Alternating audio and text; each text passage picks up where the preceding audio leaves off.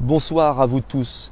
Je sors de l'Assemblée nationale d'une séance des questions d'actualité que je ne vais pas vous raconter parce que c'est effrayant de voir un gouvernement aussi méprisant avec les députés. Vous pouvez constater par vous-même en vous rendant sur le site de l'Assemblée. Je veux vous parler de quelque chose de beaucoup plus important et de beaucoup plus grave.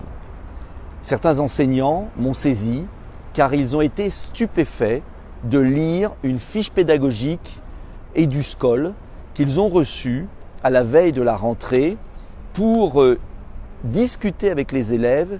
Et je reprends mon papier parce que j'ai noté, tellement c'est ahurissant, pour noter les enfants qui peuvent tenir des propos manifestement inacceptables. Et on leur dit, l'éducation nationale dit aux enseignants, écrit aux enseignants, que si ils entendent des propos manifestement inacceptables, je ne sais pas ce que ça veut dire, des propos manifestement inacceptables, eh bien, ils doivent faire référence, les enseignants, à l'autorité de l'État pour permettre la protection de chaque citoyen et qui doit être évoquée, et que les parents des enfants qui tiendraient des propos manifestement inacceptables seraient alertés, reçus par l'enseignant, éventuellement assisté d'un collègue, et que la situation serait rapportée aux autorités de l'école. Alors, ces mots sont extrêmement graves, parce que cela veut dire que le ministère de l'Éducation nationale demande aux enseignants de commencer une police de la pensée. Cela veut dire que les enseignants, et c'est cela qui les révolte, sont chargés d'une mission qui consiste à déceler dans les classes, à l'occasion d'un débat sur le Covid-19, déceler des propos manifestement inacceptables. Les représentants de la FSU, syndicat d'enseignants, s'interrogent. Ils s'interrogent parce qu'ils se demandent, et je cite leurs propos, on nous demande en fait, dit une responsable de la FSU, citée par le Nouvel Observateur, qui n'est pas un journaliste hostile au gouvernement, un journal hostile au gouvernement, cette syndicaliste enseignant se demande si en fait on n'a pas le droit de critiquer le gouvernement. On n'a plus le droit de critiquer le gouvernement. Un enfant qui prononcerait une parole critique sur la gestion du Covid-19 devra être auditionné.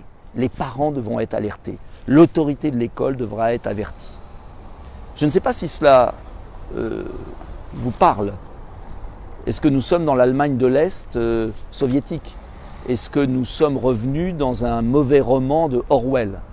Alors, on a déjà entendu Madame Sibeth, porte-parole du gouvernement, nous dire qu'il y avait désormais un site internet, je vous en ai déjà parlé, du gouvernement, qui va recenser les bons articles et les mauvais articles de presse. Vous avez vu que les médecins vont être chargés maintenant d'une tâche de flicage des malades. Et maintenant les enseignants qui sont chargés de repérer les familles déviantes. Si il y avait et c'est ce qui indigne les enseignants, il y a un précédent qu'on a pu comprendre, qui était juste après les attentats en matière de terrorisme, où il y avait une fiche de l'Éducation nationale pour apprendre à recenser des propos qui pourraient être terroristes. Mais la gestion du Covid-19 n'est pas une affaire d'attentat. Et la parole du gouvernement dans cette affaire du Covid-19 n'a rien à voir avec la situation d'attentat islamiste. Donc cela veut dire qu'en vérité, nous connaissons aujourd'hui dans notre pays une dérive des institutions, une dérive du pouvoir d'Emmanuel Macron, qui veut instrumentaliser les fonctionnaires qui s'y refusent pour surveiller les Français. Eh bien, je vous le dis, les Français ont le droit de penser ce qu'ils veulent, leurs enfants ont le droit de dire ce qu'ils veulent, et les enseignants, bien évidemment, ne participeront pas à cette entreprise de délation inacceptable. Je vous invite à diffuser cette vidéo, car bien évidemment, à part le Nouvel Observateur et France Info, peu de médias parlent de cette instruction scandaleuse donnée à nos enseignants. Bonne soirée à vous.